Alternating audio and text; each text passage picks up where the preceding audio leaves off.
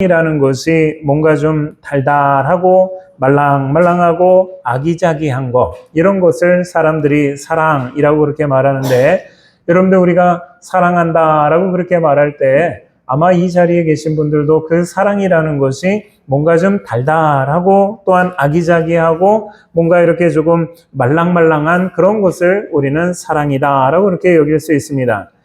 우리가 잘 아는 것처럼 요한일서 4장 16절 말씀에 하나님은 사랑이시니라 라고 그렇게 말합니다. 여러분들 그 말을 의미를 우리가 분석한다면 하나님의 본질이 사랑이라는 말씀입니다. 하나님에게서 사랑을 빼면 남는 것이 있을까요? 없을까요? 없습니다. 하나님에게 사랑을 빼면 아무것도 남는 것이 없다. 그래서 하나님은 사랑이다 라고 말하는 것이 요한일서 4장 16절입니다. 그러므로 하나님에게서 사랑을 분리한다 라고, 하나님에게 사랑은 불가분의 그런 관계다 라고 하기 때문에 하나님에게서 사랑을 떼어낼 수가 없습니다.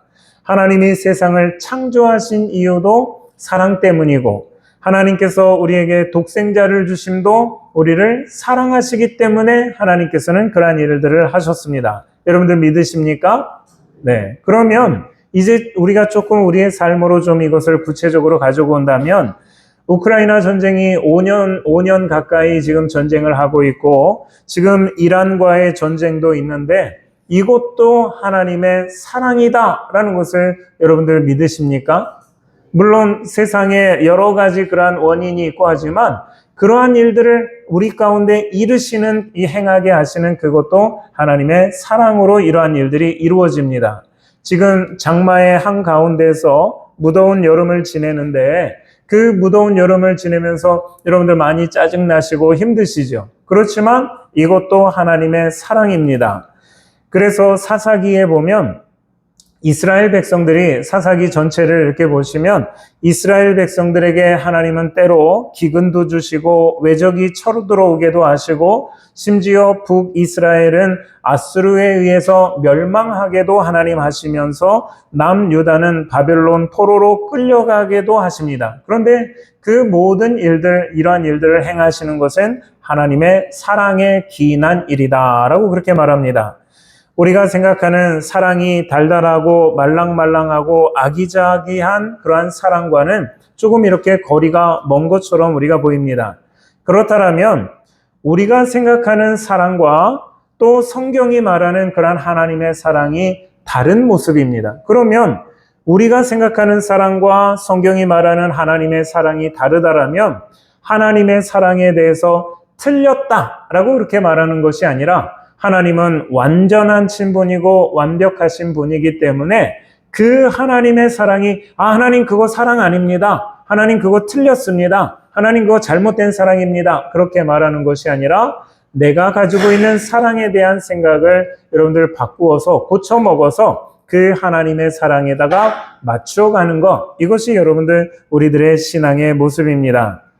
오늘 본문 1절 말씀에 보면 여호와께서 내게 이르시되 이스라엘 자손이 다른 신을 섬기고 건포도 과자를 즐길지라도 여호와가 그들을 사랑하나니 라고 그렇게 말합니다. 이스라엘 백성이 지켜야 할 절기 중에 무교절이라고 하는 절기가 있습니다. 이 무교절은 우리가 흔히 많이 아는 절기 중에 유월절이라고 하는 이 절기가 있는데, 이 유월절 다음 날부터 7일 동안을 지키는 그러한 이 절기입니다. 그러면 이 무교절을 지킬 때에 이스라엘 백성들은 그 일주일 전부터, 무교절이라는 것은 이 떡에다가 누룩을 제거하는 그러한 이 절기가 무교절인데, 그래서 그 일주일 전부터 집안에 있는 모든 누룩을 여러분들 다 치워버립니다.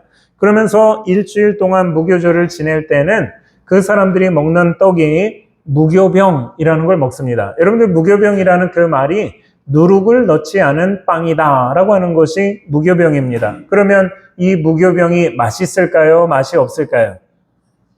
네, 여러분들 집에 가서 한번 실험해 보십시오.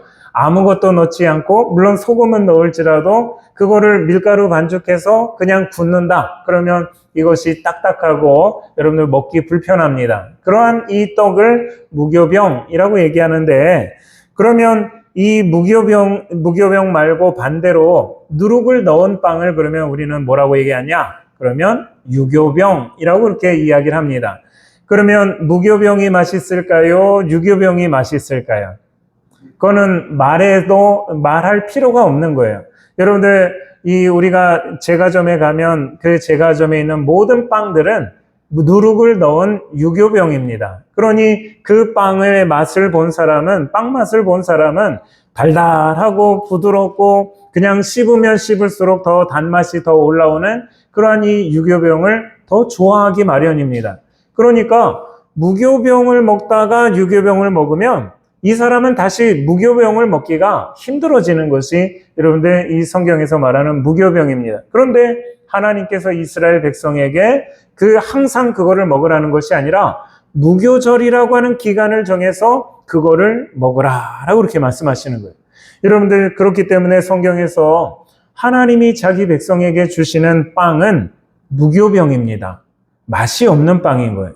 그런데 오늘 성경에서 지금 1절 말씀해 보면 이스라엘 자손이 다른 신을 섬기며 건포도 과자를 즐길지라도 라고 그렇게 말하는데, 이들이 지금 먹은 것이 무엇이냐면 이들은 유교병일 뿐만 아니라 거기에다 뭐를 섞은 겁니까? 건포도를 넣었다라는 거예요. 여러분들, 그냥 이 누룩을 넣은 유교병을 먹어도 맛있는데 거기다 건포도까지 넣었으니 여러분들, 이것을 한번 맛본 사람은 다시 무교병을 먹으려 하지 않습니다. 그러면 건포도 과자라고 하는 것은 무엇이냐라고 말하면 아스타롯이라고 하는 우상에게 드려지는 그러한 이 제물, 이것이 바로 건포도 과자입니다. 하나님의 제단에 드리는 이 빵은 어떤 빵입니까? 무교병, 맛없는 빵인데 아스타롯의 제단에 드리는 그 빵은 건포도 빵입니다. 그러면 이것은 얼마나 맛있는 빵이겠습니까? 그러므로 오늘 이 성경에서 이스라엘 자손이 다른 신을 섬기고 건포도 과자를 즐길지라도 라고 말하는 것은 아스타롯을 섬기면서 우상 숭배에 빠졌던 이스라엘 백성들을 이야기하는데, 그 이스라엘 백성들, 우상에 빠진 사람들도 하나님께서 어떻게 하신다는 겁니까? 사랑하시겠다라고 그렇게 말씀하시는 겁니다. 이러한 하나님의 사랑을 호세아 선지자 가정을 통해서 우리에게 시각적으로 보여주십니다. 우리도 이러한 하나님의 사랑을 깨달아 하나님의 사랑 안에 머물기를 주님의 이름으로 축원합니다. 그렇다면 오늘 하나님의 사랑이 어떤 모습이냐라는 것을 우리가 세 가지로 살펴볼 터인데, 첫 번째는 하나님의 사랑은 오래 참고 끝까지 견디는 사랑입니다. 1절 후반절입니다. 너는 또 가서 타인의 사랑을 받아 음녀가 된 그 여자를 사랑하라 하시기로. 이것은 하나님께서 호세아 선지자에게 두 번째 하신 명령입니다. 여러분들, 제가 몇 번째라고 얘기했습니까? 두 번째라고 그랬습니다. 그러면 첫 번째 명령은 여러분들 무엇일까요? 호세아 선지자에게 하나님이 하셨던 첫 번째 명령, 그것은 1장 2절 말씀에 있는데 1장 2절에 이렇게 말합니다. 너는 가서 음란한 여자를 맞이하여 음란한 자식들을 낳으라 하셨습니다. 그래서 호세아 선지자는 음란한 여자 고멜을 맞이하여 아내를 낳았고, 그의 첫 번째 아들 이스르엘을 낳았고, 두 번째로 로루하마와 세 번째 로암미라고 하는 그러한 자녀를 낳았습니다. 그런데 호세아가 이 두 번째와 세 번째, 첫 번째는 이 호세아의 아들이지만 두 번째와 세 번째는 여러분들, 제가 처음 말씀드린 것처럼 이들은 호세아의 자녀가 아니었다라고 그렇게 말합니다. 여러분들, 그러면 이 고멜이라고 하는 사람이 결혼을 해서 첫째는 저 남편의 아들인데 둘째와 셋째가 다른 남자의 여러분들 이 아이라면 이 사람이 결혼 생활을 충실히 한 것일까요? 충실히 하지 않은 걸까요?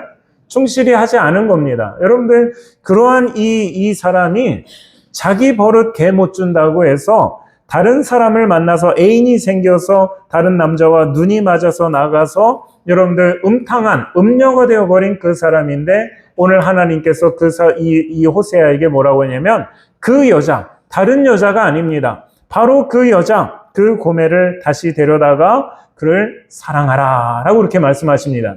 이게 하나님께서 이 호세아에게 주시는 두 번째 명령입니다. 그러면 첫 번째 명령과 두 번째 명령을 우리가 좀 비교해서 생각해 본다라면 첫 번째 명령은 음란한 여자와 결혼하는 것이라면 두 번째 명령은 여러분들 뭐라고 얘기합니까? 음녀가 된 그 여자를 사랑하는 것이라고 말합니다. 여러분들 어떤 것이 더 어려울까요? 어떤 것이 더 힘들까요? 두 번째가 힘들죠. 여러분들 이거는 비교 불가합니다. 여러분들 상상할 수 없는 그러한 이 차이가 있는 거예요. 음란한 여자라고 하는 그 말은 무슨 뜻일까요? 저 여자 행색을 보니까 조금 마음에 안 들어. 저 사람 조금 좀 음란한 것 같아. 그러나 생각은 음란한 것 같지만 증거가 있을까요? 없을까요? 증거가 없는 거예요. 여러분들 음란한 그 여자는 여러분들 증거가 없습니다. 근데 오늘 이 두 번째 명령에서 성경은 분명히 뭐라고 하냐면 음녀라고 그렇게 말합니다. 여러분들 그것은 무엇이냐면 저 사람은 보기에도 음란하지만 실제로 그러한 음란한 것에 대한 증거가 있는 사람, 이 사람이 여러분들 음녀입니다. 그런데 이러한 음녀를 하나님께서는 이 호세아 선지자에게 다시 데려다가 그를 사랑하라 라고 이렇게 말합니다. 여러분들 참 순종하기 어려운 그러한 이 하나님의 명령입니다. 여러분들의 마음은 여러분들 음란하지 않으십니까? 여러분들 우리는 다 음란한 마음이 우리의 마음 가운데 자리 잡고 있습니다. 그렇다고 해서 우리가 이 음란한 것을 행동으로 옮기는 음행을 하지는 않습니다. 여러분들 그렇지 않습니까? 음란한 생각이 들 수는 있지만 그거를 행동으로 저지르진 않습니다. 지금 고멜의 상태가 음란한 것이 아니라 음행을 저지른 그러한 분명한 증거가 있는 것이 그의 딸 로루하마와 그의 아들 로암미라고 하는 그러한 이 모습인 것이고, 또한 그가 다른 사람에게 홀려서 집을 나간 상태, 그렇기 때문에 분명히 이 고멜이라고 하는 사람은 음녀입니다. 증거도 있는 그러한 이 음란한 그러한 이 사람입니다. 그런데 하나님께서 그 여자를 사랑하라 라고 얘기하시는데, 그 사랑하는 방법도 하나님께서 오늘 말씀하십니다. 그 방법이 무엇일까요? 1절에 있는 것처럼 또 라고 얘기하시는 거예요. 또. 여러분들 그 말은 음란해서 낳은 그 둘째 자녀도 다른 사람의 남편이고 셋째도 그렇고 또 자꾸 이렇게 잘못된 일을 반복해 하는데, 그럼에도 이 여자를 또 다시 사랑하라, 또 사랑하라, 또 사랑하라 라고 하는 것이 오늘 1절 말씀에 있는 것처럼 또라고 하는 그런 이야기입니다. 그런데 이 또라고 하는 그 단어의 의미가 반복적으로 오래도록 좀 더 많이 끝까지라고 하는 그런 의미를 가지고 있습니다.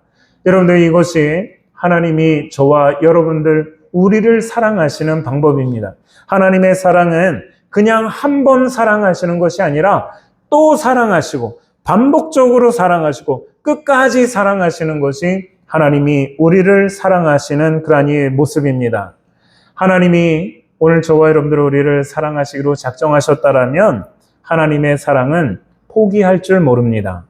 하나님이 여러분을 사랑하셨다라면, 한 번 작정하셨다라면 그 사랑은 절대로 우리를 포기하지 않습니다. 하나님은 오래 참으시고 끝까지 견디시는 그러한 하나님의 사랑입니다.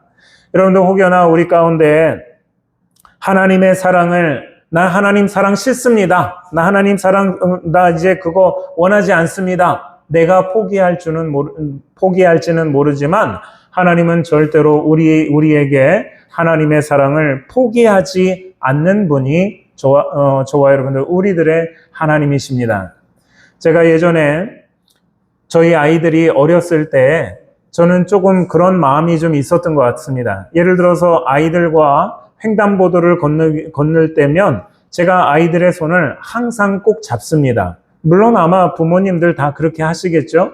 그런데 그 손을 잡는 이유가 아이들이 어리다 보니까 횡단보도를 앞으로 더 가는 경우도 있고 때로는 거기서 장난을 치다가 위험한 일을 당할 수 있을 것 같아서 저는 횡단보도에서 꼭 손을 잡습니다.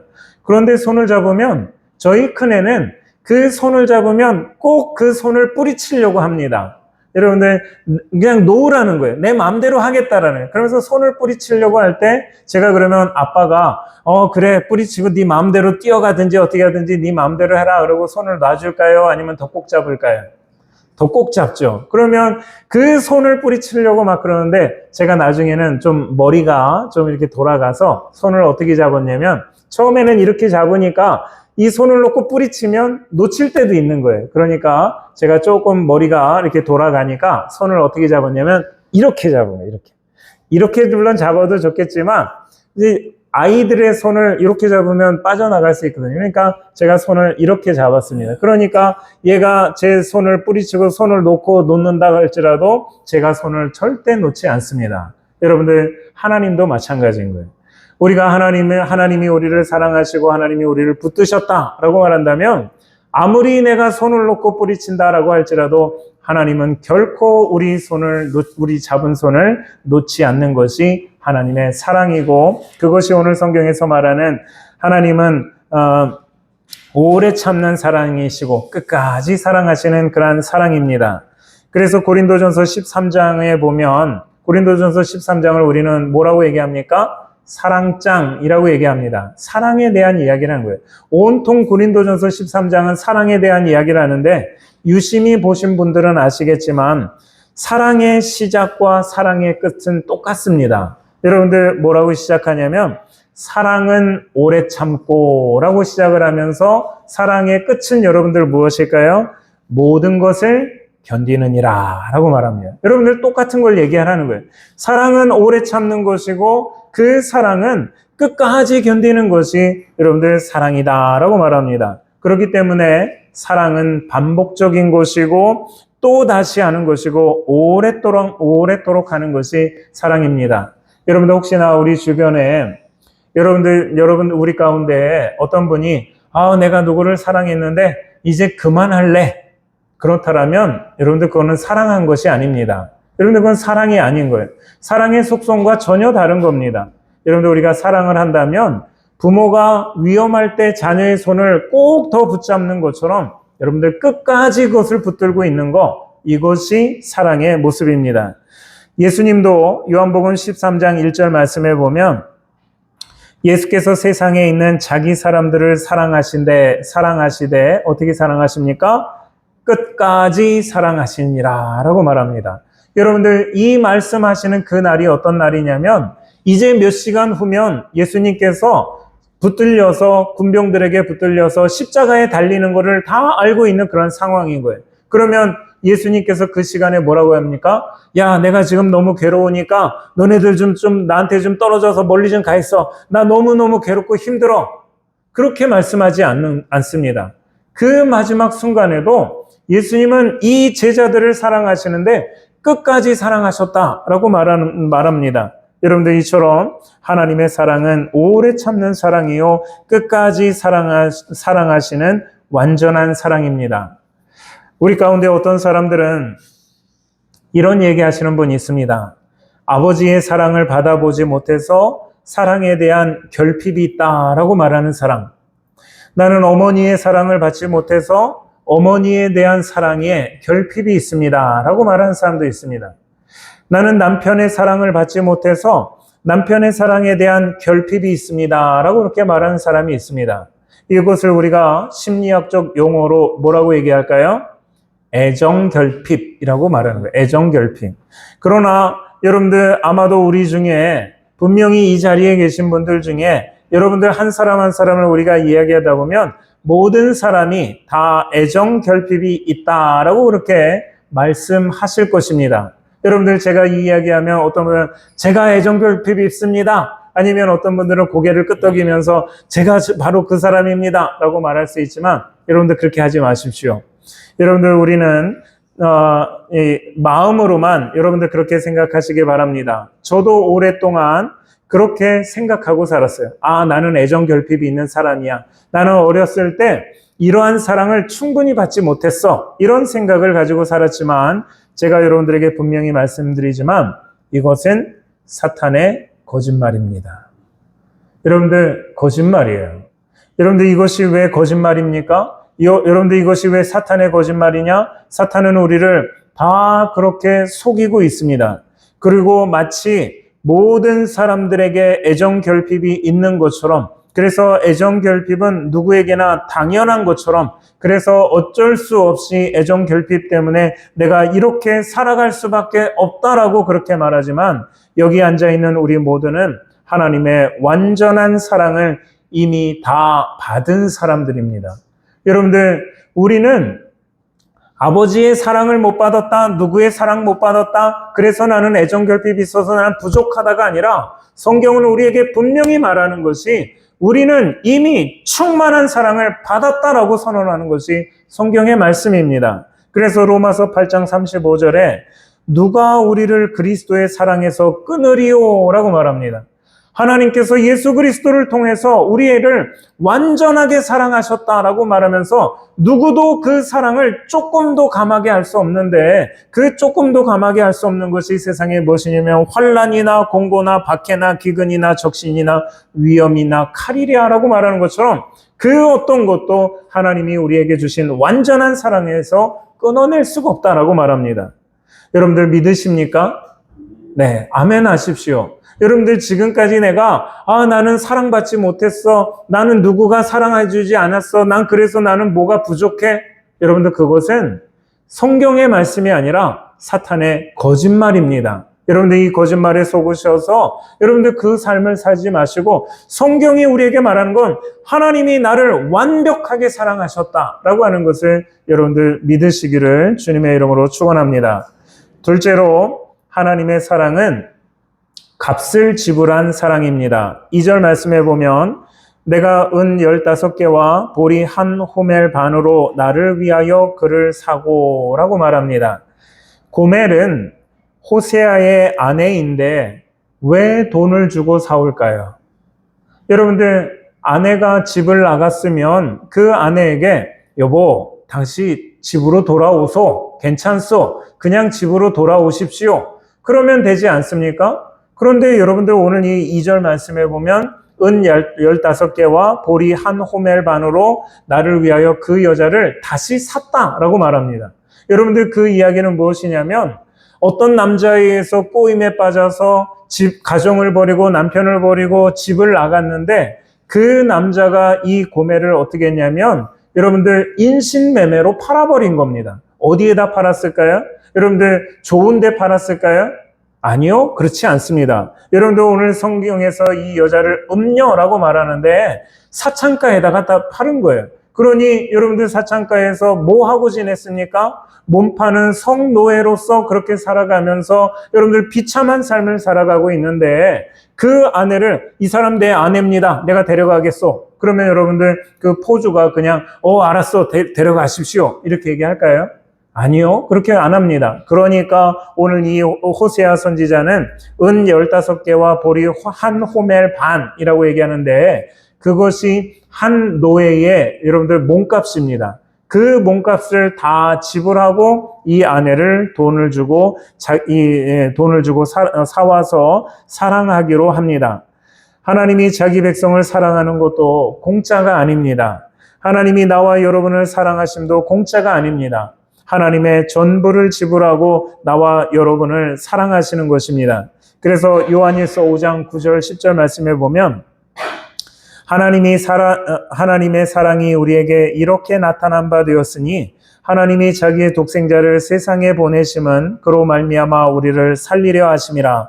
사랑은 여기 있으니 우리가 하나님을 사랑한 것이 아니요 하나님이 우리를 사랑하사 우리 죄를 속하기 위하여 화목제물로 그 아들을 보내셨음이라 라고 말합니다. 하나님께서 우리의 죄를 속하기 위해서 화목제물로 그 아들을 사용하셨습니다. 여러분들, 예수님이 화목제물 되셨다라고 하는 것은 예수님의 생명을 죽여서 그것을 제물 삼으셨고, 그 제물 삼으셔서 하나님과 저와 우리를 구원하시기 위한 그러한 이 제물로 하나님이 삼으셨다라고 말하는 것입니다. 그렇기 때문에 우리가 지금 예배에 나와서 하나님을 찬양하고 예배하는 거, 여러분들 그냥 나온 것이 아니에요. 하나님께서 그의 아들을 화목제물 삼으셨기 때문에, 그 희생을, 여러분들 그 값을 치르셨기 때문에 우리는 하나님 앞에 나와서 예배할 수 있는 존재가 되었습니다. 여러분들, 우리가 사람들이 흔히 하나님 앞에 예배할 때에는 반드시 제물을 드려라 라고 그 얘기를 합니다. 여러분들 그 제물이 무엇일까요? 어떤 제물을 우리가 드려야 됩니까? 여러분들 우리가 하나님 앞에 제사하고 하나님 앞에 예배할 때 반드시 제물을 드려라 라고 한다고 해서 여러분들 말씀드린 것처럼 헌금이 제물이 아닙니다. 여러분들 헌금이 제물이 아니에요. 제물이 무엇일까요? 하나님 기뻐 받으시는 제물은 딱 한 가지, 유일한 그 한 가지는 바로 하나님께서 화목제물 삼으신 예수 그리스도다라는 것입니다. 그러므로 오늘 이 시간 여러분들 하나님 앞에 나오셔서 여러분들 제물 가지고 나오셨습니까? 제물과 함께 나오셨습니까? 여러분들 그 제물이 무엇일까요? 예수님과 함께 있다라면 여러분의 예배는 하나님 기뻐 받으시는 예배지만 예수님이 여러분과 함께 하지 않는 예배라면 여러분들은 예배 자리에 나와 있지만 예배 드리는 것이 아니다라는 것을 우리는 기억해야 합니다. 그러므로 여러분들 우리가 예배 드리는 저와 여러분들 항상 주님과 함께 하나님을 예배하는 저와 여러분들 되어지기를 주님의 이름으로 축원합니다. 셋째로 하나님의 사랑은 진실한 사랑입니다. 3절 말씀에 보면 그에게 이르기를 너는 많은 날 동안 나와 함께 지내고 음행하지 말며 다른 남자를 따르지 말라. 나도 내게 그리하리라 하였노라. 고멜이 호세아의 선지자인 아내 고멜이 많은 날 동안 다른 남자를 따라 나가서 음행하는 그러한 여자였습니다. 그러면 이 여자를 또 돈 주고 사와서 집에다 들여놓는다라면 남편으로서 이 여자에게, 이 아내에게 무슨 얘기 할까요? 앞으로도 마음대로 하면서 또 다른 남자 만나서 이렇게 나갈 때는 또 갔다 오소 이런 얘기를 할까요? 아니면 돈 주고 다시 데려와서 이제 여보 당신 정신 좀 차리고 집에서 좀 조신하게 좀 이렇게 가정에 충실하고 이렇게 좀 한번 살아봅시다 이런 얘기를 하시겠습니까? 오늘 여러분들 호세아 선지자는 이러한 이야기를 하는 겁니다.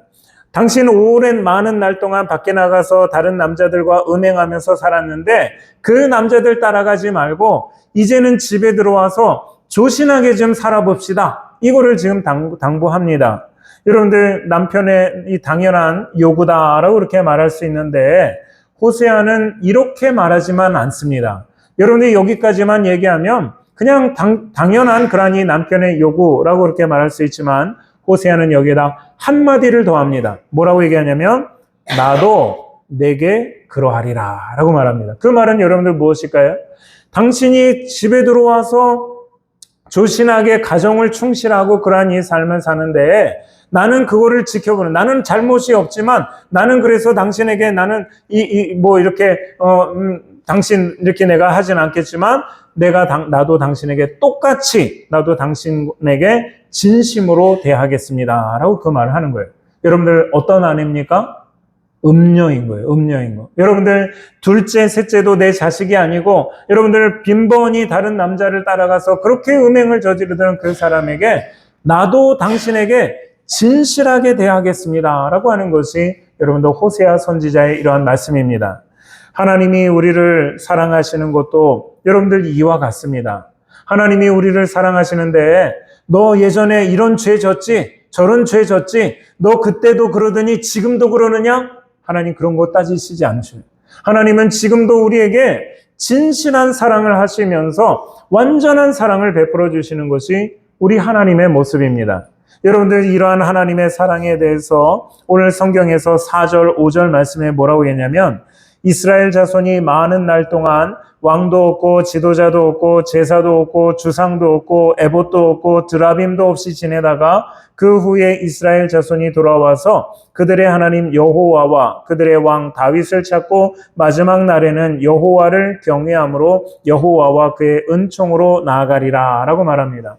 여러분들 3절에서 호세아 선지자가 고멜에게 많은 날 동안 나와 함께 지내며 음행하지 말며 다른 남자를 따르지 말라라고 그렇게 말하면서 나도 당신에게 그러하겠습니다 라고 했는데 그 이야기를 이스라엘 백성이라고 하는 그들이 들으면서 어떻게 하냐면 4절에 말하는 왕이라는 것이 여러분들 무엇을 얘기하며 우상을 얘기하는 거예요. 그들이 지금까지 섬겨오던 바알과 아스타롯을 얘기하는 것이고 지도자는 누구를 얘기할까요? 그들을 제사하는 제사장을 얘기하는 것이고, 제사라는 것은 당연히 그 우상에게 제사 드렸던 그러한 이 모습인 것이고, 주상이라는 것은 여러분들 이 바알과 아세라를 이 형상으로 만들어 놓은 그것을 이야기하고, 에봇도 이 제사장들이 그들을 제사하는 그 모습이었고, 드라빔이라는 것은 성경에, 여러분들 구약 성경에 몇 번 언급이 되는데, 이것은 용도가 무엇이냐면 이 우상을 섬기면서 제사장이 점을 쳐주는 그러한 도구, 이게 여러분들 드라빔입니다. 그런데 이것들을 다 어떻게 합니까? 멀리하고 있다가 보니까 5절 말씀에 보면서 5절 말씀에 보면 그들이 여호와와 그들의 하나님 여호와와 그들의 왕 다윗을 찾고 마지막 날에 여호와를 경외함으로 여호와와 그의 은총으로 나아가리라 라고 말합니다. 어떻게 되었다는 겁니까? 변화되었다라는 얘기인 거예요. 여러분들 변화됐습니다. 여러분들 이스라엘 백성이 변화됐습니다. 무엇 때문에 변화됐습니까? 호세아가 자기 아내, 그 음녀가 된 여자를 데려다가 오랫동안 그렇게 사랑하는 그 끝까지 사랑하는 그 사랑으로 인해서 변화된 그 모습이 여러분들 지금 4절과 5절에 그런 말씀에 있습니다. 여러분들 전에 말씀드린 것처럼 사람은 변하지 않습니다. 여러분들 지금까지 살아오시면서 정말 변화된 사람 본 적 있으십니까? 여러분들 잘 없습니다. 그런데 사람이 변하는 경우 딱 한 가지 경우가 있습니다. 어떤 때냐? 사랑받을 때. 여러분들 사람은 사랑받으면 변화됩니다. 경험해 보시지 않으셨어요? 사랑하면 변화되는 거 여러분들 아시지 않습니까? 여러분들 젊으셨을 때 사랑하는 사람 만나면 여러분들 변화되지 않으십니까? 내가 묵뚝뚝한 사람이었는데 사랑하는 사람 앞에서도 여러분들 묵뚝뚝할까요? 아닙니다. 사람이 변합니다.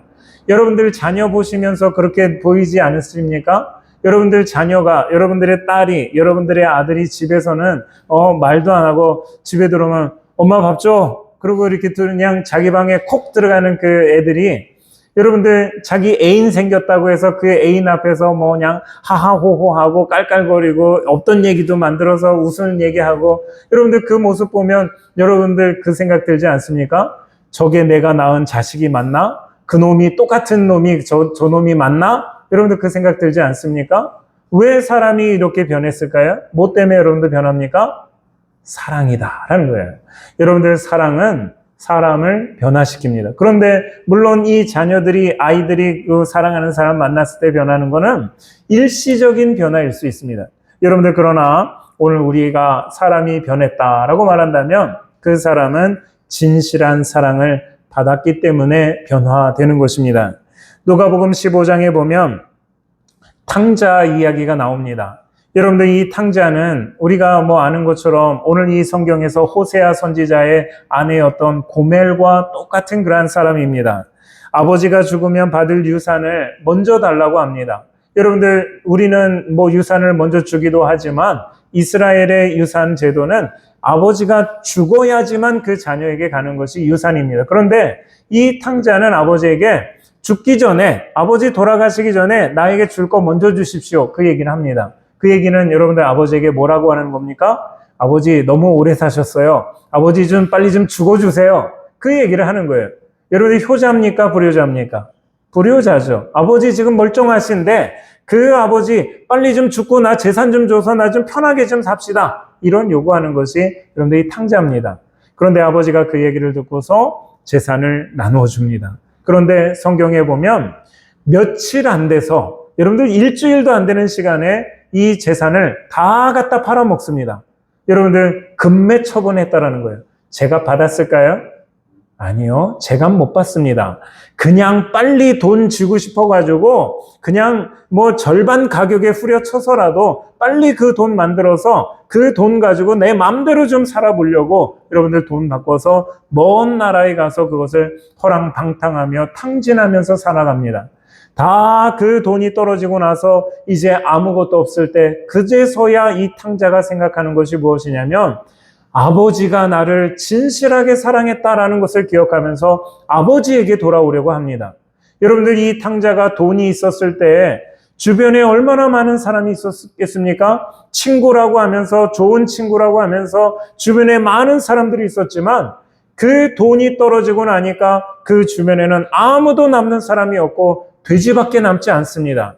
여러분들 그럴 때 그가 생각하는 것이 무엇이냐면 아버지만은 나를 진실하게 사랑하셨구나 라고 하면서 그 아버지에게 돌아옵니다.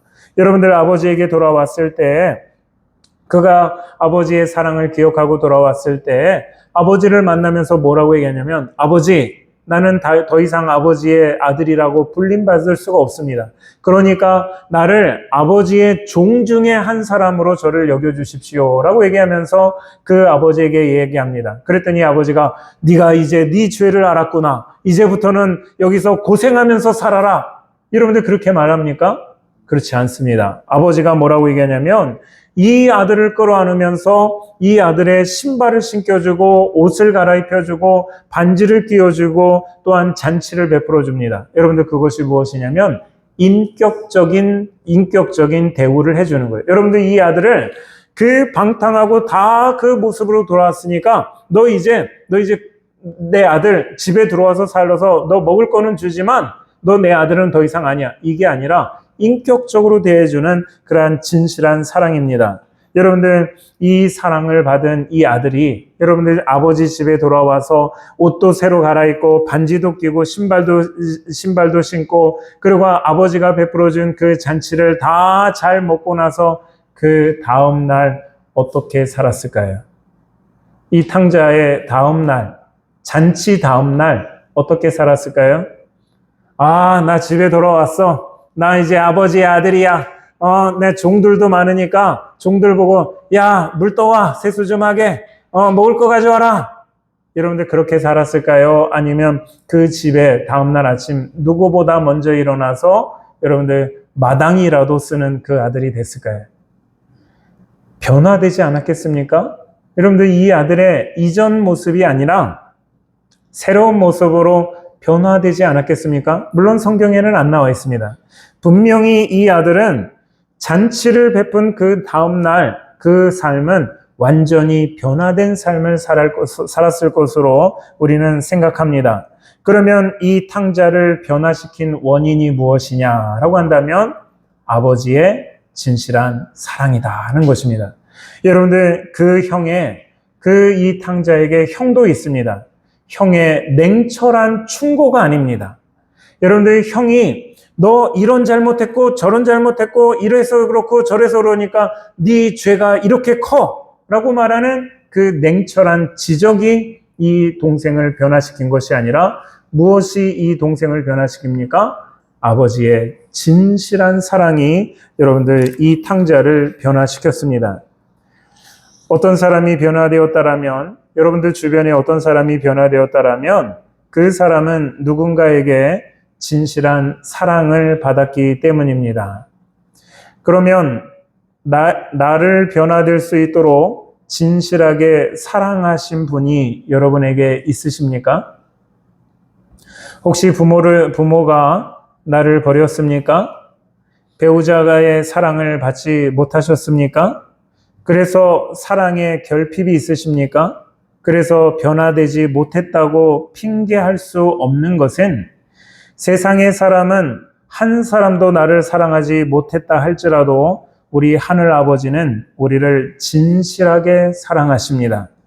내가 변화되지 못한 것은 내가 사랑받지 못해서가 아니라 하나님의 사랑을 인격적인 사랑을 받아들이지 못했기 때문입니다. 하나님의 사랑은 우리에게 이미 완벽한데 내가 그 하나님의 사랑을 받아들이지 못했기 때문에 내가 변화되지 못한 것이지 그 사랑이 없어서가 아니다라는 것입니다. 여러분들 오늘 저와 여러분들 우리에게 처음에 말씀드린 것처럼 하나님은 우리를 완벽하게 사랑하십니다. 여러분들 거기에는 부족함이라는 것이 없어요. 우리를 변화시킬 수 있는 모든 사랑을 거기에 하나님은 다 담아두셨습니다. 세상의 사람, 부모의 사랑, 남편의 사랑, 여러분들 그거는 변할 수 있는 거예요. 그 사랑도 사람을 변화시키지만 하나님의 사랑은 우리에게 부족함이 없도록 우리에게 주신 하나님의 사랑이 우리에게 있다는 것입니다. 여러분들 나 사랑을 받지 못해서 나 사랑에 결핍돼서 그래서 나 변화되지 못했어요. 핑계대지 마십시오. 성경은 우리에게 분명히 말합니다. 하나님의 사랑은 우리에게 이미 완벽하다라고 성경은 선언합니다. 여러분들 그 사랑으로 변화되어지시기를 주님의 이름으로 축원합니다. 저는 제 얘기를 잠시 한다면 늘 어려서부터 사랑이 결핍된 사람이라고 저는 생각하고 살았습니다. 지금 제가 50대 중반이 돼서도 지금도 제가 많은 사람들을 만나지 않겠습니까? 목사이기 때문에 많은 사람을 만나지만 지금도 제가 가장 힘들어하는 사람이 있어요. 어떤 사람을 제가 가장 힘들어하냐면 술 취한 사람. 술 취한 사람, 제가 마음속으로 막 그냥 이 속에서부터 화딱지가 나는데, 여러분들 제가 그래서 제 얼굴 표정을 어떻게 제가 컨트롤할 수 없을 만큼 이 술 취한 사람을 제가 잘 좋아하지 않습니다. 왜 그럴까요? 여러분들 그거에 대한 상처가 있기 때문입니다. 저희 아버지가 술을 취해서 제가 어렸을 때부터 이 술 드시고 난 그 이후의 그 모습은 술 마시고 나서서 아버지가 하는 행동과 말, 여러 가지 그러한 이 날들이 얼마나 많겠습니까? 그런데 단 하루도 그 아버지가 술 취하고 나셔서 하셨던 행동과 말이 저에게 상처가 아닌 날이 없었습니다. 여러분들 술 먹고는 항상 그것이 상처와 여러분들 그것이 저에게 아픔을 주는 거예요. 한 번은 제가 어렸을 때, 아주 어렸을 때죠. 5살, 6살 때인 것 같은데, 아버지가, 저희가 4남매인데, 그 누런 봉투에 통닭을 4마리를 튀겨가지고 이렇게 오면서 저희 형제들에게 한 마리씩 그거를 탁탁 안겨주셨어요. 행복했을까요? 전혀 행복하지 않았습니다. 여러분들 한 5살, 6살밖에 안 된 아들인데 제가 그걸 받으면서 아빠가 이 통닭을 사다 주셔서 행복하다? 전혀 그렇지 않습니다. 그날 저의 기억은 이거 먹다가 언제 또 뭐라고 해서 또 이제 이거 먹다가 체하는 거 아닌가? 맛이 없어요. 여러분들 왜 그랬을까요? 아버지가 맨정신에 좋은 모습 가지고 야, 통닭 사왔다. 얼마나 좋습니까? 근데 술 취해서 사온 그 통닭은 여러분들 이게 제가 그걸 먹는데 고통이고 괴로움입니다. 여러분들 혹시나 지금 여러분들에게 나 오늘 힘들었어. 오늘 하루 힘들었어. 나 좀 위로 좀 받아야 돼. 나 그래서 오늘 술 한잔 좀 해야 되겠어. 여러분들 우리는 가볍게 술 한잔 할 수 있지만 여러분의 자녀에게는 고통입니다. 여러분들 하늘이 무너지는 일인 거예요. 여러분들 나는 그냥 조금 술 마시고 위로받는 것으로 끝나는지 모르지만 내 자녀에게는 그것이 여러분들 하늘이 무너지는 그러한 사건이라면 여러분들 안 마시면 안 됩니까? 여러분들 꼭 그렇게 하셔야 됩니까? 여러분들 혹시나 여러분들 지금 아직도 그러신 분이 계시다라면 여러분들 자녀를 위해서 여러분들 자녀를 사랑한다라면 끊어내시기를 주님의 이름으로 축원합니다. 제가 여러분들 이런 아버지를 보면서 제 인생에 늘 저는 괴로운 거예요. 아버지만 생각하면 제 인생의 걸림돌입니다. 제가 사춘기를 지나고 나이가 20살이 넘고 이제 뭔가를 좀 하려고 할 때마다 제가 넘어가지 못하는 그러한 이 걸림돌이 아버지 때문에 모든 일에 대한 이 쉽게 말하면 핑계가 이제 저한테는 아버지인 거예요. 여러분들 이 핑계라는 게 뭐냐면 고3 때 대학 떨어져서 재수하는 것도 아버지가 나한테 이런 걸 또 안 해줘서 아버지 때문에 재수하고 뭐 해서 안 되는 것도 다 아버지고 뭐 해서 뭐 하는 것도 아버지고 내가 누구를 좀 뭐를 하고 싶은데 거기에 좀 다른 애들은 아버지가 인맥을 해서 뭐 이렇게 해주는데 내 아버지는 인맥도 없고 모든 게 다 여러분들 제 생각할 때 다 아버지예요. 모든 핑계가 다 아버지입니다. 그래서 저는 그 아버지를 걸림돌이라고 생각을 했어요. 그런데 제가 하나님의 사랑을 알고 하나님의 사랑을 깨닫고 나서 보니까 아버지는 제 인생의 걸림돌이 아니라 디딤돌이었습니다. 여러분들 제 인생의 디딤돌인 거예요. 여러분들 그걸 고백하면서 얼마나 행복하고 좋은 그런 이 삶을 살았는지 몰라요. 그런데 저희 아버지가 제 인생의 걸림돌이었다 디딤돌이 된 그 아버지가 작년 2월 달에 돌아가셨습니다. 여러분들 돌아가시면서 제 마음이 그냥 아무렇지도 않은 게 아니라 제가 사실 한동안 조금 이렇게 힘들었습니다. 내색은 안 했는지 모르지만 제가 그때 힘들었던 것이 무엇이냐면 나를 이 세상에 태어나게 하시고 처음 내 존재의 이름을 불러주신 분이 그분인데 그분이 안 계시다라는 생각을 하니까 제 인생에 디딤돌이 없다라는 생각을 하니까 제가 한동안 힘든 그러한 시간을 보냈습니다. 그런데 올해 2월, 이제 아버지 돌아가신 지 1년이 지나고 나서 제가 그때 깨달은 것이 하나 있어요. 올해 2월 달에 깨달은 것이 있습니다. 그것이 무엇이냐면 내 이름을 불러준 육신의 아버지는, 내가 그래서 디딤돌로 삼았던 그 아버지는 없지만 나에게 진짜 아버지가 있다는 걸 알았어요.